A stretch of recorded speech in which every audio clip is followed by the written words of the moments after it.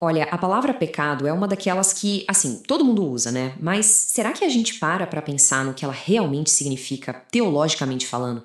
É exatamente isso que a gente vai fazer aqui. Vamos mergulhar nessa doutrina do pecado, usando uma fonte de teologia sistemática, para entender a definição, a origem e, claro, as consequências. Então, vamos começar pelo começo, certo? O que é pecado? Parece simples, mas, como a gente vai ver, a resposta teológica é bem mais profunda do que a gente costuma imaginar. Porque se a primeira coisa que vem na cabeça é só uma listinha de pode e não pode, a nossa fonte aqui nos convida a olhar bem mais fundo. As ações erradas, sabe, elas são só a pontinha do iceberg. O que está debaixo d'água é o que realmente define a questão. Beleza. Então, para ajudar a gente a entender essa complexidade toda, a fonte que estamos analisando quebra o conceito em três partes. Vamos dar uma olhada em cada uma delas. E aqui está a definição central. Olha só. Pecado é qualquer falha em se conformar à lei moral de Deus, seja em ato, atitude ou natureza.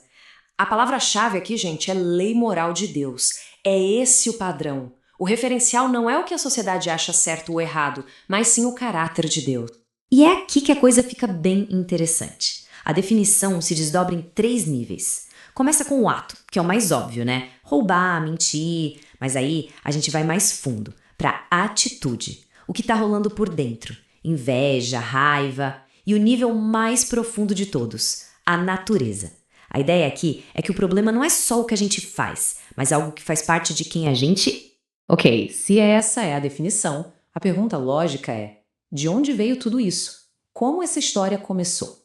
Para responder, nossa fonte nos leva de volta à história de origem. A análise da queda aqui é fascinante. Não é vista como um simples deslize, mas como uma rebelião em três frentes. Primeiro, um desafio à verdade. Será que Deus disse isso mesmo? Depois, um desafio à moralidade, a vontade de decidir por si só o que é certo e errado. E por fim, o X da questão, um desafio à identidade, a tentativa de tomar o lugar do próprio Criador. E essa citação de Gênesis resume tudo de forma brilhante, né? Sereis como Deus, conhecendo o bem e o mal. A tentação nunca foi sobre a fruta em si, era sobre o desejo de poder, de usurpar a posição de Deus e se tornar a autoridade final sobre o que é verdade. Só que, segundo a fonte, as consequências desse primeiro ato não ficaram lá no passado. E isso nos leva a uma das doutrinas mais difíceis de entender, a do pecado herdado. E aqui a gente chega numa pergunta que todo mundo faz, né? Peraí, como assim o pecado de uma pessoa afeta todo mundo? Como que a ação de Adão e Eva lá no começo da história pode ter a ver com a gente hoje? A explicação teológica para isso é bem específica. A fonte nos dá duas chaves para abrir essa porta. Pensa assim: a primeira é a culpa herdada. Isso é um conceito legal. Adão era o nosso representante, então a dívida legal dele é atribuída a nós. A segunda chave é a corrupção herdada. Essa já é uma condição moral, interna. É a ideia de que a gente já nasce com uma inclinação, uma tendência para pecar. Uma é o nosso status perante a lei, a outra é a nossa condição do coração. Este versículo de Romanos é a base principal para essa ideia de culpa herdada. A parte que diz porque todos pecaram é interpretada pela nossa fonte como todos pecaram em Adão, de forma representativa, legal. Já esse trecho do Salmo 51 aponta mais para a corrupção herdada. Repara que o salmista não está falando de algo que ele fez, mas de uma condição que ele tem desde o momento da concepção. Uma natureza que já veio com ele.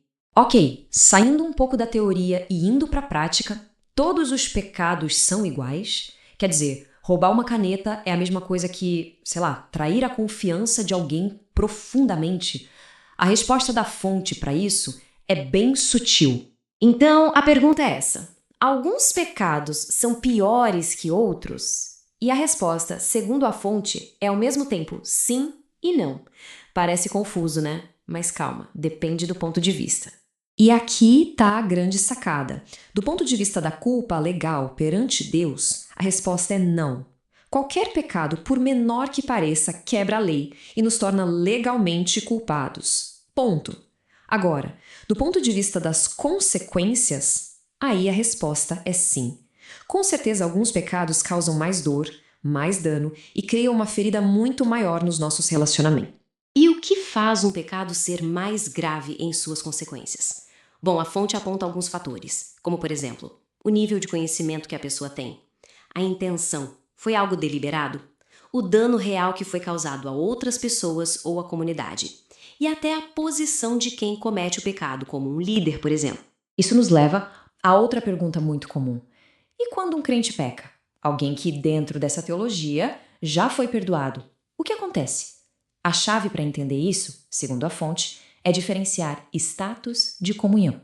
Olha só essa tabela, ela ajuda a visualizar bem o status legal da pessoa, sua identidade como filho de Deus, sua justificação, isso permanece inalterado, é permanente.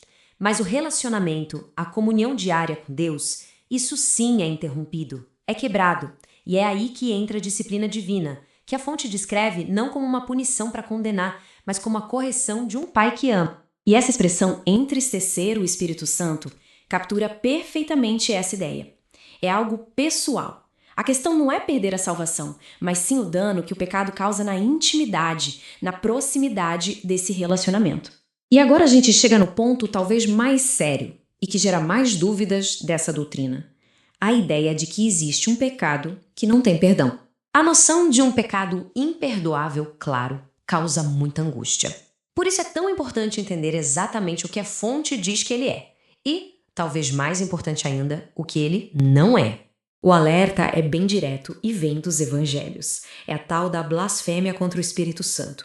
Mas afinal, o que isso significa na prática? Então, vamos lá. Segundo a fonte, não se trata de um pensamento ruim que passou pela cabeça ou uma palavra dita no momento de raiva. É algo muito específico, uma rejeição consciente, maliciosa e deliberada da obra do Espírito Santo, chegando ao ponto de atribuir essa obra a Satanás, mesmo sabendo a verdade. É um endurecimento tão final do coração que o arrependimento se torna impossível. E aqui a fonte faz uma observação pastoral muito importante. Se alguém está preocupado por ter cometido esse pecado, isso já é um forte sinal de que não cometeu. A própria preocupação mostra que o coração ainda não está totalmente endurecido. E para a gente terminar, fica uma reflexão. Em toda essa estrutura teológica, a gente vê uma tensão constante entre a justiça e o pecado.